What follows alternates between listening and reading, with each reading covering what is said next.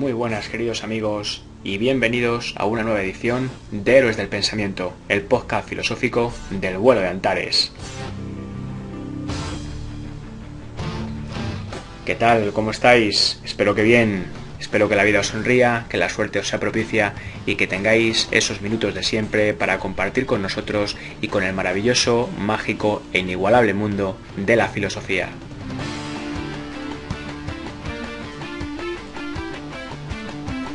Y hoy, una vez más, queridos amigos, hacemos un viaje al pasado. Volvemos atrás en el tiempo para tratar la vida de un hombre sabio y misterioso. Para tratar la vida de Pitágoras de Samos. Por lo tanto, si queréis acompañarnos, ir haciendo las maletas, porque nuestro viaje comienza casi inmediatamente.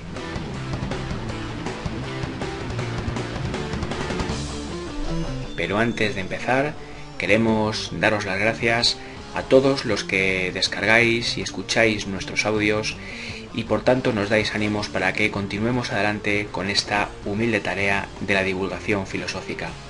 Y por supuesto, recordaros una vez más que estáis invitados al vuelodeantares.com, nuestra web de divulgación científica y filosófica, donde podéis encontrar artículos y archivos de audio que tal vez pueda ser de vuestro interés. Ya sabéis, amigos, si es vuestro deseo, estáis invitados. elvuelodeantares.com.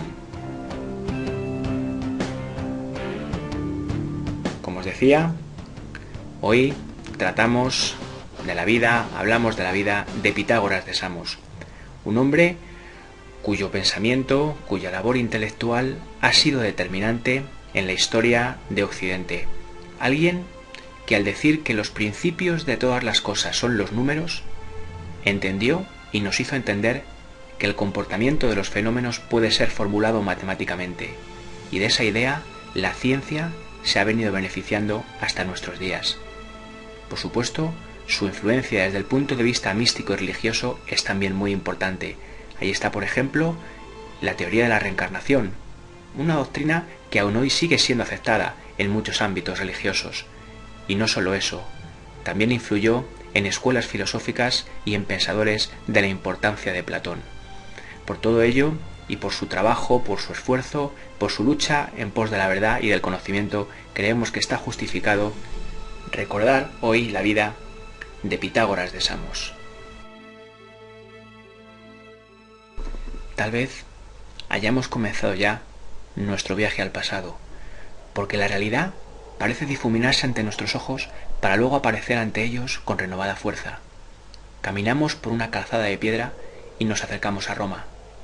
Pensábamos llegar antes del anochecer, pero la oscuridad se nos echa encima, y entonces tomamos la decisión de ocultarnos en la espesura del bosque, tratando de pasar desapercibidos ante posibles bandidos que merodeen por la zona. Realmente, el emperador Claudio no ha conseguido mejorar la seguridad en su imperio. Hace frío y necesitamos encender un fuego, pero no debe ser demasiado grande, pues no queremos llamar la atención. De entre nuestras pertenencias sacamos un pedazo de pan y un trozo de queso. Esa va a ser nuestra cena, humilde, pero no podemos permitirnos otra cosa mientras no consigamos un trabajo. Por eso vamos a Roma, con la esperanza de conseguir un empleo tal vez como secretario de algún rico comerciante. Pero enseguida la luz del fuego recorta en la oscuridad la silueta de un hombre. Un extraño. No tiene buen aspecto. Nos hace temer. Tal vez algún bandido y venga acompañado de otros que quieran robarnos o incluso matarnos. Enseguida buscamos nuestra daga, escondida debajo de nuestras ropas, pero él nos hace un gesto con la mano. Y algo en su voz y en su mirada nos tranquiliza. Pide simplemente compartir el fuego con nosotros, a lo que accedemos. Se sienta y permanece en silencio. Entonces, un poco más calmados, le ofrecemos ya algo de nuestra comida, pero él enseguida asegura que no tiene dinero para pagarnos. Pero nosotros se lo ofrecemos igualmente. Ahora que está cerca del fuego, podemos ver su rostro. No es tan anciano como parecía. No es demasiado mayor. De repente, mete la mano en su zurrón y nos pide permiso para arrojar algo al fuego. Nos quedamos un poco sorprendidos, pero al final accedemos, y cuando lo hace, La llama cobra gran tamaño y se ilumina todo lo que está a nuestro alrededor. Advierte el miedo y el estupor en nuestra mirada y entonces nos dice que no temamos. Se levanta y traza un círculo alrededor del fuego. Hace unos extraños gestos como en un ritual y dice que nadie nos molestará, que podemos estar tranquilos. Le miramos con extrañeza, incluso con un punto de temor, pero enseguida se ofrece a contarnos una historia como pago por nuestra hospitalidad. ¿Por qué no? Siempre es agradable escuchar una historia al lado del fuego. La voz del extranjero es dulce y agradable y poco a poco nos envuelve. Nosotros nos dejamos llevar por esa voz que nos transporta a un pasado lejano y remoto, a un pasado de aventuras y misterios. Año 570 antes de la era cristiana, y en Samos van a nacer un pequeño cuyos padres van a poner por nombre Pitágoras. Los padres de Pitágoras, Menesarco y Pitais, formaban un matrimonio feliz. Pertenecían a las familias más ricas de la zona. Una familia que amaba la cultura y poseía un importante espíritu cosmopolita. Pitágoras tenía dos hermanos, Eunomo y Tirreno, aunque algunas fuentes nos dicen que tal vez tuviera un tercer hermano, llamado Zalmoxis. Como os decía, la familia de Pitágoras era una familia acomodada, adinerada, con un alto poder económico. Su padre era un joyero fenicio, y a lo largo de su vida había realizado multitud de viajes en busca de piedras preciosas, piedras que luego pulía y tallaba en su taller. Lo hacía con tal maestría, con tal destreza, que conseguía piezas de extraordinaria belleza, piezas que luego vendía a un altísimo precio a los hombres más ricos de la zona. Por si fuera poco, el padre de Pitágoras también comerciaba con telas y productos agrícolas. Todo esto contribuía a que su familia tuviera, como os he dicho, un gran poder adquisitivo. Desde muy pronto, Menesarco se da cuenta de que su hijo Pitágoras es especial. Tiene unas cualidades que sus otros hermanos no tienen. Es despierto, inteligente, vivaz. Demuestra mucha capacidad para aprender. Por eso, en cuanto que tiene 5 o 6 años, le lleva a sus talleres. Quiere enseñarle cómo se trabaja allí. Quiere que aprenda poco a poco una lección que nunca olvide. Igual que las piedras preciosas necesitan ser talladas, necesitan ser trabajadas para que muestren toda su esplendorosa belleza, lo mismo pasa con los seres humanos. Puede que tengan cualidades innatas, pero esas cualidades innatas deben ser educadas, deben ser cultivadas, deben ser llevadas a mirar en la buena dirección, en la dirección correcta. Pitágoras, desde pequeño, aprenderá esta lección y nunca la olvidará. Por eso, con 10 años, acude regularmente al gimnasio. Allí tiene profesores de canto y de música, también de pintura.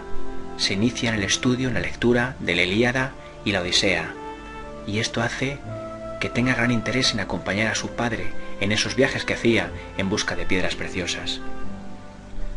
Poco a poco, Pitágoras va dejando atrás la niñez y se convierte en un joven que da muestras de gran sabiduría. Se le atribuyen dones proféticos. Parece que es capaz de predecir el futuro, de ver más lejos que los demás hombres. Esto hace que su nombre suene bastante en la isla de Samos, y por eso Polícrates, el tirano que allí gobierna, le va a invitar a un banquete.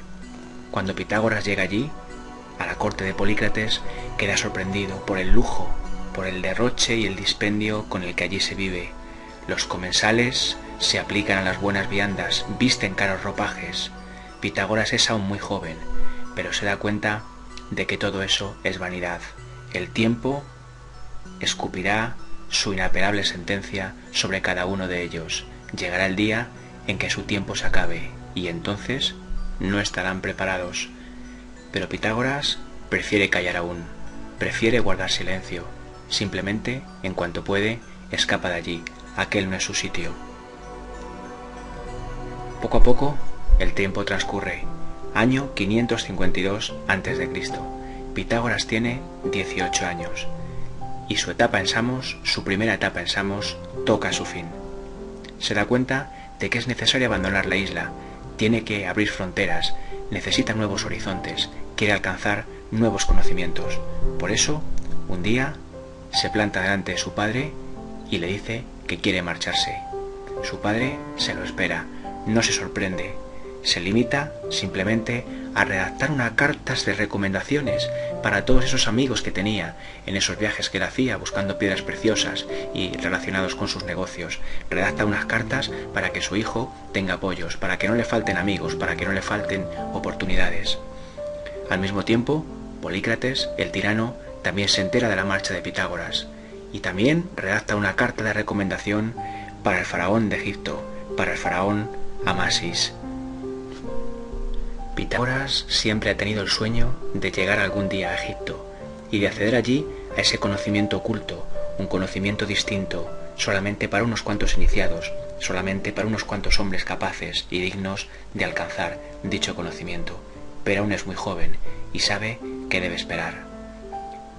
Es de esta manera como poco tiempo después, Pitágoras se embarca en busca de nuevos horizontes, se embarca con la esperanza en el corazón, con el horizonte en la mirada, con sueños entre las manos, sueños que tienen que ver con alcanzar ese conocimiento, con aumentar el saber, algo que desde siempre ha perseguido, algo que desde pequeño lleva muy dentro. En aquella época era costumbre navegar siempre cerca de la costa, intentando evitar los riesgos, y la primera escala de Pitágoras va a ser en Siros. Allí va a conocer a uno de sus primeros maestros, alguien que le marcará profundamente, para siempre, de cara al futuro. Ese maestro es Perécides.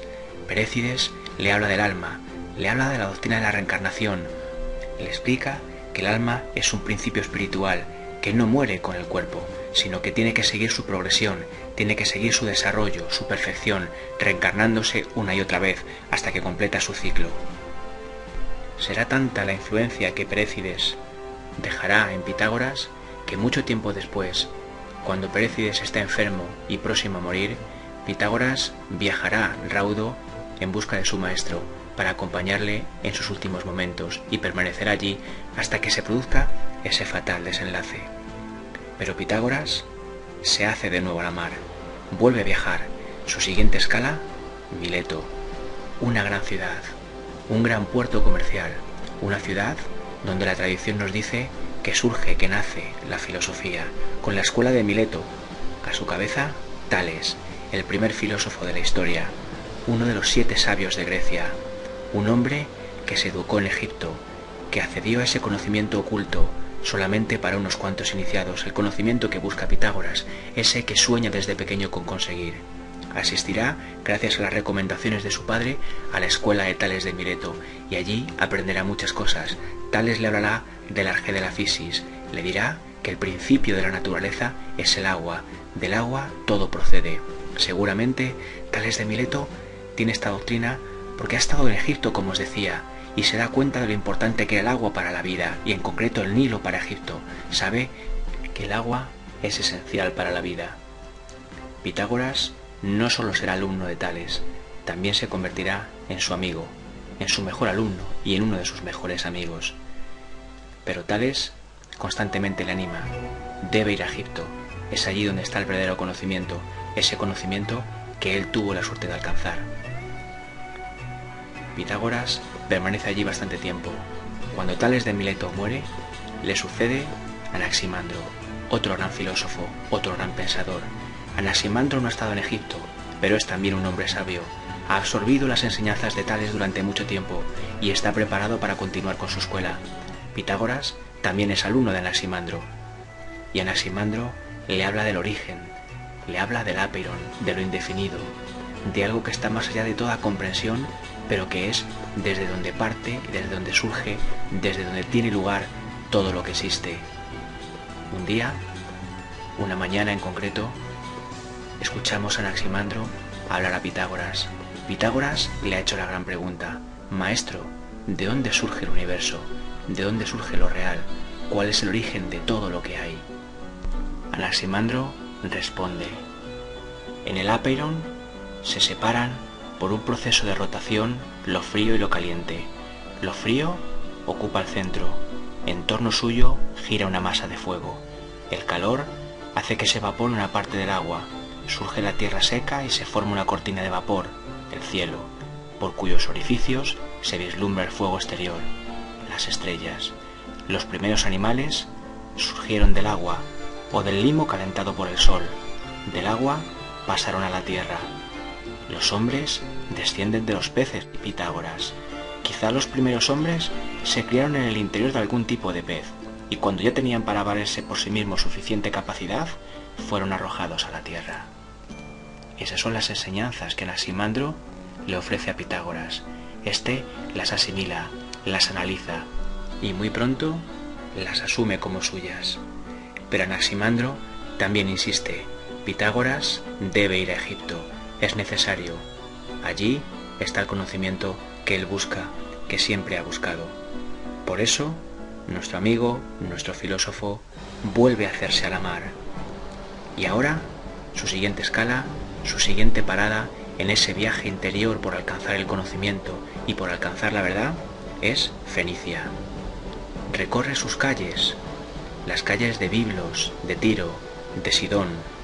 Allí se admira de la religiosidad y del espíritu religioso de las gentes, como las mujeres colocan macetas en las puertas en homenaje, en honor a las divinidades. Pasea por los maravillosos bosques de cedros de la zona. Allí encuentra paz y tranquilidad, esa que tanto necesita para realmente saber cuál es su camino. Pero sigue bajando hacia el sur, en concreto al sur de Tiro, y allí se encuentra el reino de Israel y el reino de Judá, separados políticamente en ese momento. Es una época en la que Pitágoras aprovecha para pensar, camina por los bosques, no quiere contacto demasiado con la gente, se alimenta de frutas, de bayas silvestres, bebe agua en los ríos, en los manantiales y sobre todo medita, aprovecha para meditar, para prepararse física y espiritualmente, prepararse para recibir ese conocimiento que tal vez, y solo tal vez, logra alcanzar allá en Egipto. Pasa el tiempo, y algunos meses después, cuando Pitágoras cree que está preparado, emprende el viaje a Egipto. Se embarca de nuevo en una nave y vuelve a perseguir su sueño, con fe, con determinación, con convencimiento. Durante los 2 días y las 3 noches que dura el viaje, apenas habla con nadie, encubierta. Durante el día sigue meditando y por la noche fija su mirada en las estrellas, como si quisiera desentrañar sus secretos, descubrir qué es lo que nos ocultan, como tratando de buscar una armonía que aún se le escapa, pero que sabe que sin duda tiene que estar ahí. Por fin, el final de su viaje le lleva hasta la ciudad de Sais, donde se encuentra la corte de Amasis, el faraón. La carta de Polícrates le permite llegar hasta él.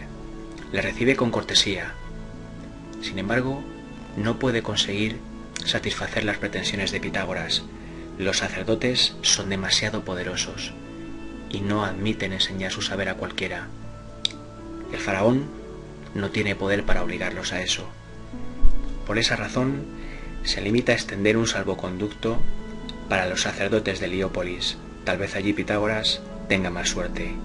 Nuestro amigo vuelve a embarcarse en una pequeña nave y remonta el Nilo unos kilómetros hacia el sur. Cuando llega a Heliópolis, no tiene prisa. Recorre la ciudad durante unos días, se familiariza con la gente, aprende algunas palabras fundamentales para entenderse en el país en el que está. Y por fin, cuando cree que es el momento, expone su pretensión a los sacerdotes de Heliópolis, pero estos la rechazan, le hacen una contraoferta con la que Pitágoras no está de acuerdo. Le ofrecen acceder a un conocimiento que se imparte en las escuelas adyacentes al templo, pero no es lo que Pitágoras está buscando, no es ese su sueño. Él quiere algo más, él quiere ese conocimiento oculto, distinto, vedado, al que realmente acceden los sacerdotes egipcios. Allí no se lo pueden dar. Por eso, rechaza la oferta y marcha a Menfis. Si nos damos cuenta, si nos fijamos bien, podemos verle caminando hacia el sur. El calor aprieta y el viaje es dificultoso, pero sabemos de la determinación de Pitágoras, sabemos que nada le va a detener. Al segundo día de camino, se da cuenta de que en el horizonte se recorta la silueta de unas construcciones asombrosas. Contiene el aliento, el corazón le late más aprisa. Sabe de lo que se trata, Su maestro Tales le habló muchas veces de ellas, las pirámides. Siente la tentación de echar a correr, pero hay que guardar fuerzas. El camino es aún largo. Por eso, aguanta y eso sí, redobla el paso. Camina más rápido. Las pirámides, la visión de las pirámides le obsesiona.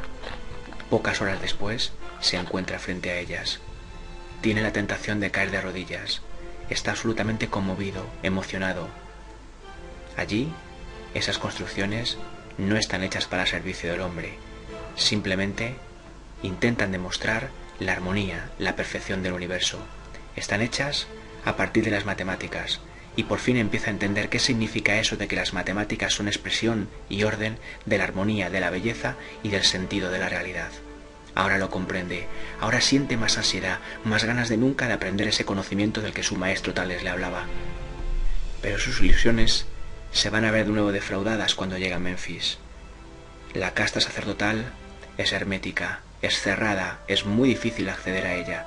Por eso Pitágoras recibe una nueva negativa. En cualquier caso, hay algo que llama la atención de los sacerdotes, el aplomo y la resignación con las que Pitágoras acepta la negativa llama la atención a los sacerdotes de Menfis. Por eso hacen llegar a sus colegas de Tebas el conocimiento de que Pitágoras va a llegar hasta allí. Tal vez, incluso puede ser posible que los sacerdotes estén sometiendo una prueba a Pitágoras. Quieren comprobar su determinación, quieren comprobar su constancia, saber si realmente desea eso que está buscando. Es posible. Lo cierto es que ahí tenemos a nuestro filósofo, otra vez, una vez más, de nuevo, caminando hacia el sur, bordeando el Nilo. Ahora son varios días de viaje, de camino. Tebas está mucho más al sur, y ahí de nuevo tenemos a nuestro filósofo, de nuevo, caminando, soportando un sol de justicia, un sol abrasador, pero nada va a alejarle de su camino. Lleva varios días de marcha, y de repente hay algo a la otra orilla del Nilo que llama su atención.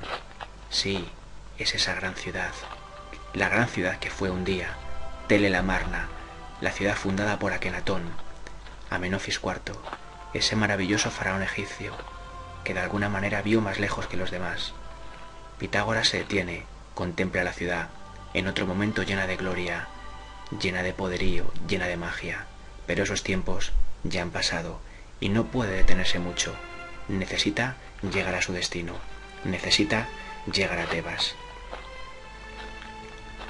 Algunos días después, por fin, vemos a Pitágoras entrando en la ciudad. Puede que haya perdido la esperanza, pero lo cierto es que la suerte en Tebas le va a sonreír. Por fin va a ser aceptado. Le hacen una serie de preguntas, le someten a una serie de pruebas y Pitágoras las supera. Por eso, al fin va a conseguir su sueño, al fin va a acceder a ese conocimiento que tanto tiempo ha estado buscando, ese que su maestro Tales y que también Anaximandro le dijeron que era fundamental conocer, conseguir y alcanzar. Los sacerdotes van a cambiar totalmente el aspecto de Pitágoras. Le rapan, le cortan el pelo totalmente, le visten con ropas de lino y le someten, le obligan a tener una alimentación totalmente vegetariana. Para Pitágoras esto no es ningún problema. Él ya hacía mucho tiempo que se alimentaba solamente de frutas, de bayas silvestres, cuando estuvo en aquellas zonas de Fenicia, cuando estuvo sometiéndose a sí mismo a meditación para estar preparado. Eso no supone, pues, ningún problema para nuestro filósofo, para nuestro pensador. Pitágoras va a permanecer en Egipto 20 años en los que va a aprender todos los secretos que allí le van a enseñar, secretos que están vedados para todos nosotros y que no podemos transmitir aquí, pero sí sabemos que por lo menos va a aprender claramente a entender la muerte como un renacimiento. Es muy importante, por tanto, llegar a ese momento purificado, para que el alma pueda proseguir su tránsito, pueda proseguir su camino, en ese ciclo de reencarnaciones. Al mismo tiempo, va a entender y por fin comprender eso que ansiaba tanto. ¿Qué significan las matemáticas? Las matemáticas que representan el orden y sentido de la realidad, la verdadera armonía del universo, la verdadera armonía de la realidad, el sentido profundo de las cosas. Absorberá ávidamente todo este saber, ajeno a los problemas políticos que, sin embargo, desgarran Egipto. Año 530 antes de la era cristiana. Egipto está a punto de derrumbarse. Cambises, el emperador persa, hijo de Ciro el Grande, persigue un sueño. Persigue convertirse en el hombre más poderoso de la tierra.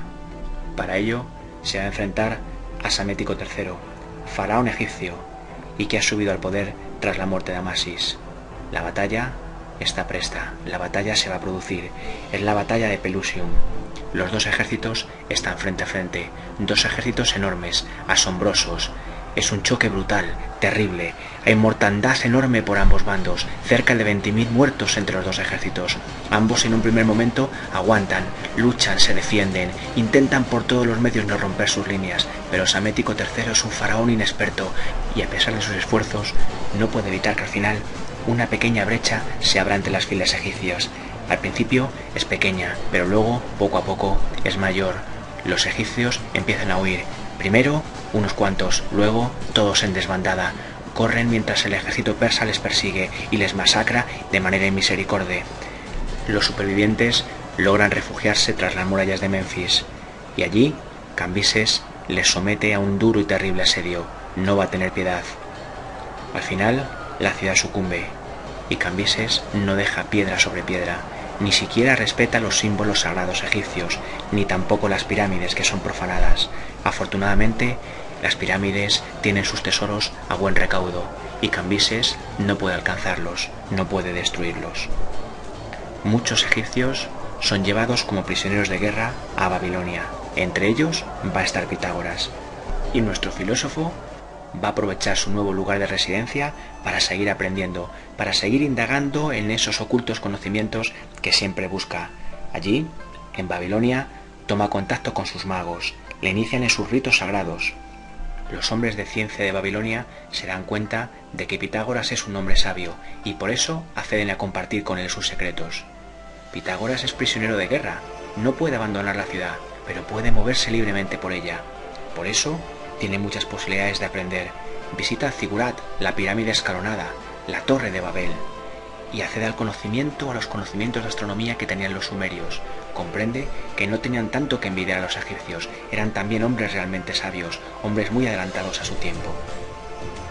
Pitágoras va a permanecer en Babilonia 15 años, y allí va a conocer a la que luego va a ser su mujer, a la que más tarde va a convertirse en su esposa, Teanos. Por fin, tras esos 15 años, Pitágoras va a ser liberado y va a seguir sus viajes, va a embarcarse de nuevo, incluso mucho más lejos que cualquier otro viaje que haya hecho hasta ahora. Nos dice la leyenda, nos dice la tradición, que va a llegar hasta la India, incluso hasta la China. Pero Pitágoras es ahora un hombre libre y llegará el momento en el que siente añoranza de su tierra, siente la necesidad, el deseo de regresar a Samos. Y en el año 513 a.C. regresa a su patria. Es un hombre mayor, tiene más de 50 años, pero el cuidado de su cuerpo y de su espíritu le hacen parecer mucho más joven. Enseguida, por la isla se corre la voz: Pitágoras ha regresado. Muy pronto, Polícrates, con curiosidad, que aún reina en la isla, hecho más que sorprendente, vuelve a invitar a Pitágoras. Quiere saber qué conocimientos ha conseguido, quiere volver a ver a ese hijo pródigo que marchó de la isla hace mucho tiempo. Pitágoras es un hombre educado y por eso va a aceptar la invitación de Polícrates, pero cuando llega allí se da cuenta de que nada ha cambiado. Sigue reinando el lujo, todo tipo de placeres mundanos, y Pitágoras está ya muy lejos de eso.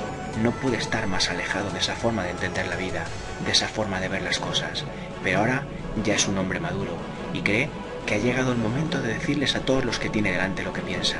Por eso, en pleno banquete, la gente se fija en que Pitágoras no come esas ricas viandas que todo el mundo está degustando.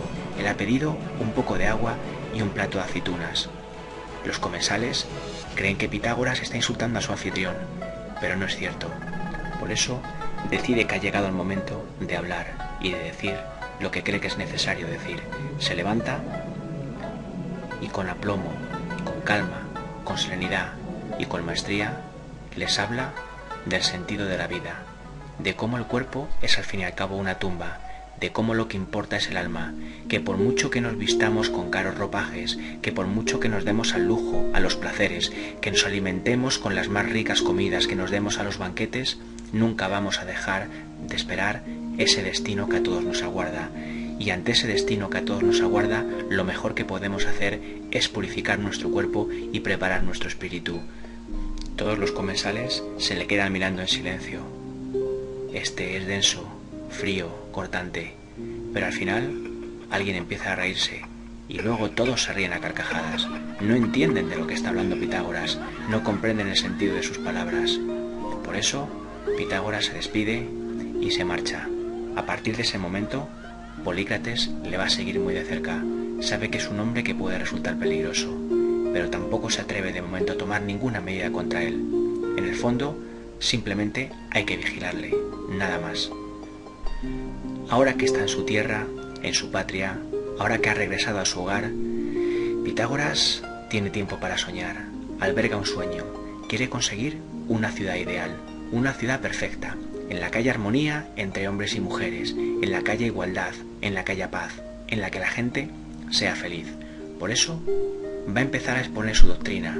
Busca gente a la que enseñar esos conocimientos que ha conseguido durante tanto tiempo, con tanto esfuerzo, con tanto sacrificio, con tanta lucha. Cuando está cerca de sus compatriotas, empieza a comentarles cosas, empieza a hablarles, tratando de enseñarles mucho de lo que ha aprendido. Cuando les cuenta anécdotas, cosas de su vida, lo que ha viajado, la gente le escucha, pero cuando intenta exponerles su pensamiento filosófico, su verdadera doctrina, las palabras que utiliza se vuelven oscuras e incomprensibles para sus conciudadanos. No le entienden, se aburren y se marchan. Seguramente esa es la razón por la que Pitágoras va a cambiar de estrategia. Un día, en uno de sus paseos por Samos, encuentra un muchacho que Pitágoras va a considerar adecuado para convertirlo en discípulo. Lo observa durante un tiempo, ve que es educado, correcto, amable en su comportamiento. Habla con él y dice que tal vez pueda enseñarle muchas cosas. Puede enseñarle una doctrina oculta, un conocimiento muy importante y que sabrá valorar en su momento. El muchacho, sorprendido, intrigado por las palabras de Pitágoras, va a pedir permiso a sus padres y sus padres se lo van a dar. Es de esta manera como el muchacho va a convertirse en el primer discípulo de Pitágoras. Nuestro filósofo incluso ha prometido al chico que le pagará solamente por escucharle. Es posible que esa sea también una razón por la que los padres han accedido a que se convierta en discípulo de nuestro filósofo. Pero a los pocos días, todo lo que Pitágoras le enseña, cuando le empieza a hablar de las matemáticas, de la armonía, de la perfección, de la belleza, le parece tan increíble, suena tan armonioso y asombroso a sus oídos, que el muchacho no quiere recibir dinero. Antes, al contrario, le pide permiso a Pitágoras para contar a sus amigos todo lo que está aprendiendo, y Pitágoras muy inteligentemente se lo da. Es así como en poco tiempo Pitágoras no tiene un discípulo, sino que tiene muchos más, en concreto 28. A esta pequeña comunidad va a aplicar Pitágoras todos sus esfuerzos, intentando enseñar a sus discípulos todo eso que ha aprendido a lo largo de sus viajes, con tanto sacrificio, con tanta dedicación. Les enseña que los números son los principios de todas las cosas, nos sirven realmente para conocer el sentido de lo real, sus misterios. Al mismo tiempo, insistirá a sus alumnos en la importancia de alcanzar la armonía que va a concebir como el equilibrio entre dos fuerzas opuestas del cosmos. El hombre tiene que convertirse en instrumento de esa armonía, la misma armonía que las esferas, los cuerpos celestes, emiten en su vagar por el cielo. Desgraciadamente, los seres humanos estamos tan acostumbrados a oírla que ya no somos capaces de reconocer su asombrosa belleza. Todas las tardes, justo al ponerse el sol, Pitágoras desciende con sus discípulos a la orilla del mar. Allí encuentran un lugar donde relajarse, allí encuentran la calma que tanto les hace falta, que tanto necesitan. Pitágoras les explica cómo el cielo y el mar se unen en el horizonte. Es una forma de armonía, es una forma de hacerles ver cómo todo al final regresará a la unidad de la que partió. Entonces les habla de la necesidad de buscar la belleza física y espiritual. Tendrán que buscar la belleza física cuidando sus gestos, sus palabras, la alimentación, haciendo ejercicio físico, y la belleza espiritual cultivando su mente, su intelecto, su espíritu. Pero lo que más sorprende y apasiona a los discípulos de Pitágoras es la doctrina de la reencarnación, esa doctrina según la cual el alma se reencarna una y otra vez hasta que complete su ciclo de purificación, hasta que ésta sea definitiva. Solo entonces podrá volver a ese todo del que inexorablemente una vez partió. Así pues, queridos amigos, tenemos a Pitágoras sembrando una pequeña semilla, una pequeña comunidad pitagórica en su patria, en Samos, una pequeña comunidad que poco a poco va a crecer. Por eso, cree que ha llegado el momento de nuevo de viajar, de ampliar horizontes, de ver nuevos lugares, de afrontar, tal vez, nuevos retos. Además, justo por entonces, un mensajero llega con un mensaje urgente para Pitágoras. Perécides, su primer maestro, agoniza lejos de allí, en Delos. Muy pronto, nuestro filósofo va a hacerse de nuevo a la mar, en busca de su maestro. Cuando llega allí, le acompaña en su lecho de muerte hasta que se produce el fatal desenlace. Y una vez que se ha producido, de nuevo vuelve a la mar. Creta y Esparta serán sus nuevos destinos, pero en Esparta Pitágoras no está cómodo. No entiende muy bien el ambiente militarista que reina en la ciudad. Los espartanos, es verdad, es cierto, son hombres de valores, pero viven por y para la guerra. Pitágoras tiene otra forma de ver las cosas. Él habla de la armonía entre los seres humanos, de la igualdad, del respeto, de la concordia, de la amistad. Por eso, por todas esas razones, no se siente cómodo en Esparta y pronto va a marchar de allí. Se dirigirá a Delfos para visitar el oráculo, desde donde después volverá a su tierra, a Samos. Allí encuentra de nuevo su pequeña comunidad y les insiste a sus alumnos, a sus discípulos, en la importancia de fomentar la fraternidad entre todas las criaturas, de cuidar, siempre es importante, la alimentación. Es necesario que no coman carne, de ninguna de las maneras. Además, deben hacer un examen de conciencia al finalizar cada día, valorando lo positivo y lo negativo de su actitud, de su comportamiento. Siempre han de tener una sonrisa para quien tienen delante, la posibilidad de ayudar, de mostrarse generoso. Eso es fundamental, básico para cualquier pitagórico. Sin embargo, queridos amigos, Pitágoras va a creer que su etapa en Samos está definitivamente cumplida.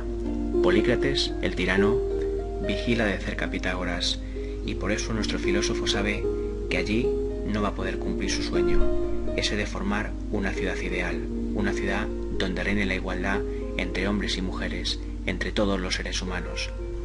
Año 510 a.C. Pitágoras se pone de nuevo en marcha. De nuevo se pone en camino. Va a llegar a la Magna Grecia, con su familia, con su mujer Teanos, sus 2 hijos y algunos discípulos. La primera ciudad que va a visitar es Síbaris, y allí queda desagradablemente sorprendido. Síbaris es una ciudad populosa, importante, con una gran capacidad comercial, pero sus habitantes se han enriquecido notablemente y se dan constantemente al lujo, a los placeres, no tienen ningún espíritu de sacrificio, han olvidado prácticamente cualquier tipo de trabajo manual, se han acomodado de manera escandalosa, por eso no le gusta el ambiente que allí reina, y enseguida va a marchar a Crotona.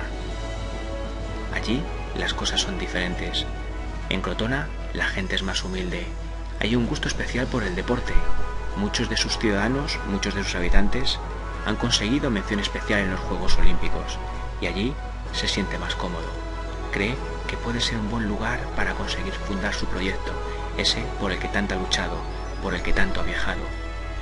Poco a poco empieza a exponer su doctrina por las calles de Crotona y sus habitantes quedan gratamente sorprendidos. Su capacidad, sus dotes adivinatorias, incluso se le llega a atribuir algún milagro, hacen que cale sobre todo entre las gentes humildes. Un día, los habitantes de Crotona le conducen en volandas hacia el gimnasio. Quiere que les hable, quiere que mediante un discurso les exponga más claramente todas aquellas cosas que aquel hombre sabio predica por las calles. Pitágoras se da cuenta de que es una buena oportunidad. Amolda su discurso a la capacidad de las personas que le están escuchando y les habla de la necesidad de honrar a los padres, de saber perdonar a los amigos, a todos los que amamos, del autocontrol, de no dejarse llevar por las pasiones ni por las emociones. Y también les habla de la importancia de la educación, la importancia que la educación tiene para todo hombre, para que todo hombre consiga sus fines, sus metas y sus objetivos. Muy pronto, el Senado es consciente de la presencia de Pitágoras en la ciudad. El Senado está formado por hombres ricos, comerciantes poderosos. Temen a Pitágoras, le confunden con un agitador y quieren juzgarlo, pero poco a poco se tranquilizan. Se da cuenta de que la doctrina de Pitágoras es exclusivamente moral y que no quiere causar problemas. Al fin, y despacio, se va instalando en la ciudad con su gente. Además, se le permite usar el gimnasio varias veces, para dar más discursos, para llegar así a los habitantes de Crotona. Gradualmente, los habitantes de esta ciudad empiezan a imitar las conductas de los pitagóricos. Y nuestro filósofo va a dar varios discursos. En uno de ellos se dirige a los niños. Pitágoras es un buen pedagogo, les cuenta anécdotas de su vida, de sus viajes, de todas las cosas que ha conocido, y cuando consigue captar su atención, les lanza el mensaje que quiere que interioricen. Es importante que aprendan a escuchar antes de hablar, que amen a los padres, que cuiden su higiene. No solamente hablará Pitágoras para los niños, incluso la gente que forman el Senado, viendo la influencia positiva que Pitágoras tiene entre los habitantes de la ciudad, le piden que abra los matrimonios, y Pitágoras también hablará a los hombres y a las mujeres. Entre otras cosas, les dirá que se respeten mutuamente, que no banalicen las relaciones sexuales, pues es un acto sagrado del que pueden hacer una vida. Tanta es la influencia que Pitágoras ejerce ya sobre la ciudad, que al final el Senado le concede un edificio. Allí va a conseguir abrir por fin una verdadera escuela, una verdadera academia. Pitágoras está más cerca de conseguir su sueño, de fundar esa ciudad ideal. En la comunidad que funda nuestro filósofo hay una igualdad absoluta. Conviven hombres y mujeres. Antes han debido comprometerse a respetar el voto de castidad, a cuidar su alimentación y a hacer autocrítica constantemente. Los alumnos de Pitágoras se van a dividir en dos grupos, los internos y los externos. Los primeros, después de escuchar las lecciones del maestro, se quedan allí, conviviendo, en una especie de régimen en comunidad. Los externos vuelven a sus casas tras escuchar las lecciones del maestro. Solo los primeros, los internos, serán los verdaderos iniciados. Solo ellos tendrán acceso al conocimiento oculto, a ese que Pitágoras ha tenido acceso después de tantos viajes y tanta determinación. Poco a poco, la comunidad pitagórica va creciendo. Es una comunidad ya importante, sensible, con un número de personas bastante apreciable. Entonces, nuestro pensador, nuestro filósofo, va a poner en práctica la importancia de la música como terapia. Cree que es importante para cuidar enfermedades y también para controlar las pasiones. Así, insiste a los alumnos de esa comunidad en que deben de trabajar por buscar la cordialidad, la sinceridad, la amistad, valores que deben reinar entre ellos si quieren ser buenos pitagóricos. Va pasando el tiempo y el maestro de Samos está consiguiendo un milagro. Las sociedades pitagóricas se multiplican por toda la península itálica. Hasta Crotona llega incluso gente de mucho más lejos, de otros países. La academia que Pitágoras ha fundado tiene cada vez más peso en la vida política y social de Crotona. El pitagorismo no rehúye la participación política, es más, a veces lo considera como un deber que es importante en la medida en que queremos que la ciudad funcione bien, en la medida en que queremos que la ciudad sea un espacio donde la gente pueda ser feliz y libre, donde pueda alcanzar sus objetivos, sus metas y sus fines. Pero precisamente esa participación en la política que el pitagorismo no rehúye va a ser el desencadenante de una tragedia. En Síbaris, la ciudad rival de Crotona, surge la inestabilidad política, la confusión, el desconcierto. Ese hecho es aprovechado por Telis, un hombre que por la fuerza toma el poder, pero los pitagóricos de Síbaris no lo aceptan, lo critican, se oponen frontalmente. Y el tirano trata de reaccionar, no puede permitir que nadie cuestione su poder, su saber hacer, su predominio en esa ciudad. Muy pronto contrata a unos agitadores profesionales que acusan a los pitagóricos de ser revolucionarios que solamente miran por su propio beneficio. En realidad, los pitagóricos nunca han sido muy bien vistos en Síbaris. Su forma de vivir, su forma de afrontar la realidad, no ha sido nunca bien considerada. Eso provoca que la opinión del pueblo sea proclive a castigar a los pitagóricos. El primer paso son insultos, después agresiones. Y por último, un buen día se confirma la fatal noticia. Un puñado de pitagóricos son asesinados en las calles de Síbaris. Los supervivientes tratan desesperadamente de llegar a Crotona. En su huida, algunos se defienden.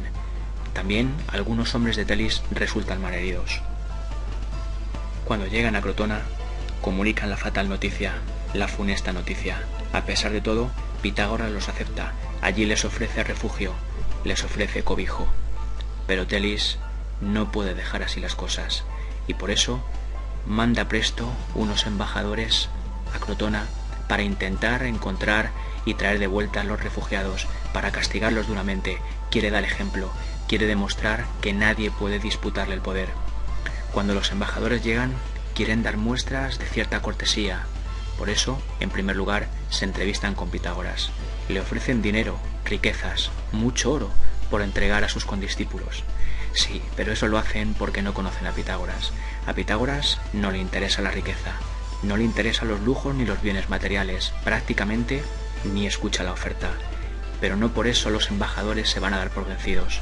Acuden al Senado de Crotona y allí, en su asamblea, van a plantear las peticiones de Telis. Quieren a los refugiados, o en caso contrario, considerarán a Crotona ciudad enemiga y les declararán la guerra. Ese día, en la asamblea, la tensión se puede cortar. Es densa, fría, se palpa en el ambiente. Las opiniones están enfrentadas y además, por si fuera poco, terriblemente igualadas. El pueblo se opone frontalmente a la entrega de los pitagóricos, pero los ricos senadores, los hombres de comercio, los hombres adinerados no quieren perder su posición de predominio. Por eso tienen miedo, por eso van a ceder. Esa es la razón por la que están dispuestos a entregar a los pitagóricos. Justo en el momento en que la suerte de estos últimos parece que está echada, alguien entra en la asamblea. Es Pitágoras. Parece un dios. Su presencia intimida. Poco a poco, en la asamblea, se hace el silencio. Todo el mundo está preparado para escuchar. Las miradas se concentran en el maestro de Samos, y a este le hace falta solamente una frase, solo una, para cambiar radicalmente la situación, para dar la vuelta de una manera absoluta al estado de cosas. Mira a los hombres de Crotona y desafiante les dice: me sorprende que una ciudad de atletas se rinda ante otra en la que sus hombres viven solamente por y para los placeres. Es suficiente. Las palabras de Pitágoras hieren como un puñal el orgullo de los hombres de Crotona. Prácticamente por aclamación, ahora la decisión es la contraria. No van a entregar a los refugiados bajo ningún concepto. Se quedan en casa. Eso significa que Crotona declara la guerra a Síbaris. Los embajadores de esta última ciudad se marchan despechados. Enseguida tendrán noticias de su tirano, tendrán noticias de Telis. En Crotona se preparan para la guerra, se preparan con entusiasmo, preparan sus armas, todos están dispuestos al combate, todos quieren defender su causa, la causa de los pitagóricos. Ha llegado el momento. Esa es la razón, amigos, por la que poco tiempo después nos encontramos a los dos ejércitos frente a frente en las orillas del río Traeis. Desde lejos, ambos contingentes se evalúan, se miden, se retan con la mirada. En cualquier caso, las huestes de Síbaris triplican las de los hombres de Crotona. Parece que la victoria va a caer irremediablemente de su lado. Las tropas de Crotona están dirigidas por un grupo de atletas, a la cabeza de ellos un gigante de más de 2 metros llamado Milón, yerno de Pitágoras. Hace poco tiempo que se ha casado con su hija Mía, y él es el encargado de dirigir al ejército de Crotona. Tal vez, lo más probable, es que los hombres de Crotona sean derrotados pero están dispuestos a vender muy cara esa derrota, están dispuestos a derramar hasta la última gota de su sangre por defender a su ciudad. Llevan el orgullo escrito en el rostro, en la mirada. Además, Milón tiene una baza oculta. Tiene una banda de música escondida en lo más profundo de su ejército, para que nadie pueda verla, para que los de Síbaris no adviertan su presencia. Enseguida, los sibaritas no aguantan la tensión, por eso se lanzan al ataque, cargan contra los hombres de Crotona. En ese momento Milón da la orden, y los músicos se ponen a tocar. Por alguna razón, los caballos se asustan, se encabritan, lanzan a sus jinetes al suelo.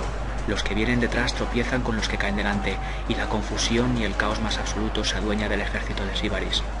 Los soldados de Crotona entran a sangre y fuego entre las filas sibaritas, sembrando la muerte y la destrucción. Los soldados de Síbaris huyen desesperadamente, tratan a la carrera de encontrar las murallas de su ciudad, las murallas que les puedan ofrecer la salvación, la supervivencia. Poco tiempo después llegan las tropas de Crotona, rodean la ciudad, la asedian. 70 días esperarán los hombres de Crotona el rendimiento de la ciudad de Síbaris, y cuando al final ésta ya no puede aguantar, los hombres de Crotona entran en la misma y no dejan piedra sobre piedra, la arrasan por completo. Tras la victoria, en Crotona, los pitagóricos adquieren cada vez más fuerza, ocupan cargos importantes en el gobierno, en los negocios, toman la rienda del comercio de la ciudad. Realmente se están convirtiendo en una nueva aristocracia, se están distanciando poco a poco de ese espíritu pitagórico que el maestro de Samos trató de inculcarles. Tal vez sea porque Pitágoras no está con ellos.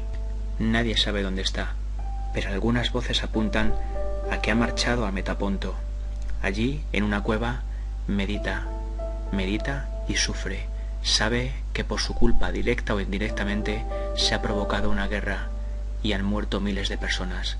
Es una herida que pesa mucho en el corazón de Pitágoras, una herida de la que posiblemente jamás se recupere. En Crotona, la diferencia entre las clases sociales es cada vez más acusada, más grave. Hay mucha gente que empieza a pasar problemas económicos, y mientras los pitagóricos, entre otros, nadan en la abundancia. Esto hace que un partido político, que se dice democrático, dirigido por un tal Cilón, empiece a cobrar preponderancia y protagonismo. Cilón odia a Pitágoras. Es muy posible que porque en su momento no le dejó entrar en su escuela, porque no le veía un hombre capacitado, no le veía un hombre leal. Por eso los pitagóricos son su blanco principal. A ellos les acusa, contra ellos vierte acusaciones muy graves. No todo lo que dice Cilón es mentira. Realmente los pitagóricos se están apartando del espíritu que deben seguir. Se están volviendo ambiciosos, dominantes, demasiado protagonistas. Pero Cilón manipula la verdad, dice verdades a medias. Poco a poco, su partido empieza a dominar los cargos públicos, empieza a influir sobre los habitantes de Crotona. Estos le creen, encuentran realmente razones justificadas para empezar a odiar a los pitagóricos. Está consiguiendo cambiar el parecer de los ciudadanos. Los pitagóricos empiezan a estar en peligro. Es cierto que ya no son hombres que luchen por la concordia y la paz, se han dejado llevar por su ambición. Por eso, Cilón va a reforzar sus ataques, y como controla la Asamblea Popular, va a llevar la causa contra los discípulos del sabio de Samos a esa misma asamblea. Allí cuenta con grandes oradores, hombres hábiles que saben manipular la opinión de los demás, hombres que saben convencer, hombres que pueden conseguir de una multitud aquello que quieren ganar. Uno de sus oradores se expresa muy hábilmente el día que se debate la causa de los pitagóricos. Comienza diciendo que sus hijos ya no estudian en los jardines, a la luz del día, sino que lo hacen ocultos, como secuestrados. Además, vuelve a afirmar que los pitagóricos se han convertido en una aristocracia que mira a los demás por encima del hombro, que se sienten superiores, que realmente están controlando la ciudad. Poco a poco, los ánimos se caldean en la asamblea. Algunos hablan de ajusticiar a los pitagóricos allí mismo, no les dan la oportunidad de defenderse, no les dan la oportunidad de decir nada a su favor. En vista del cariz que toma la situación, los pitagóricos allí presentes huyen desesperadamente, dan la voz del arma por toda Crotona. Deben huir, deben refugiarse, pero ¿dónde van? No tienen tiempo. La multitud, la masa, les persigue enfervorecida. Se van a refugiar en el edificio que Pitágoras consiguió para abrir su escuela, para abrir su comunidad. Allí, aterrorizados, cierran las puertas. Pero la masa, inmisericorde, se acerca, con el odio en la mirada, nublada la razón, sedientos de sangre y muerte. Rodean la casa, lanzan paja sobre los tejados y prenden fuego. Pasto de las llamas, mueren abrasados casi 300 pitagóricos. El sueño de Pitágoras, igual que la vida de muchos de sus discípulos, toca a su fin. Pero eso es solo el principio. Las persecuciones se desatan de manera imparable por todo el sur de la península itálica. Pitágoras ya no podrá fundar su ciudad ideal. Pitágoras ya no podrá conseguir eso por lo que durante tanto tiempo peleó. Entretanto, el sabio de Samos vaga por varias ciudades de Grecia, sin rumbo, intentando encontrarse a sí mismo, fruto del dolor, fruto de la pena.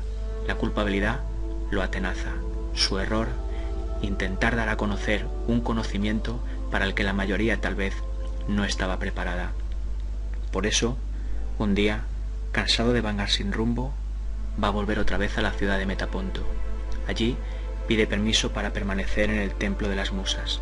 Deja de comer y de beber, y poco a poco su cuerpo se va apagando, como en un sacrificio, como en una penitencia. Al final, su corazón deja de latir. El sabio de Samos, Pitágoras, ha muerto. Su único error, intentar extender el conocimiento para alguien que tal vez no estaba preparado para asumirlo.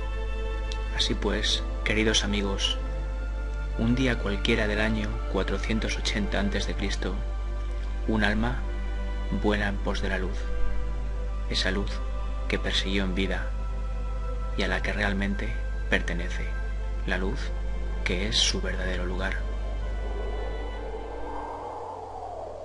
El extraño ha ido desgranando su relato con el transcurrir de la noche. Y justo cuando empieza a amanecer, cuando los primeros rayos del sol se dibujan entre las hojas del bosque, ha concluido. Parecía un hombre débil, un hombre necesitado de ayuda, pero con el paso del tiempo, con esas horas que hemos estado junto a él, nos vamos convenciendo de que no es así. Le preguntamos si esa historia que nos ha contado es real, si el hombre del que nos ha hablado existió en realidad. Él asiente.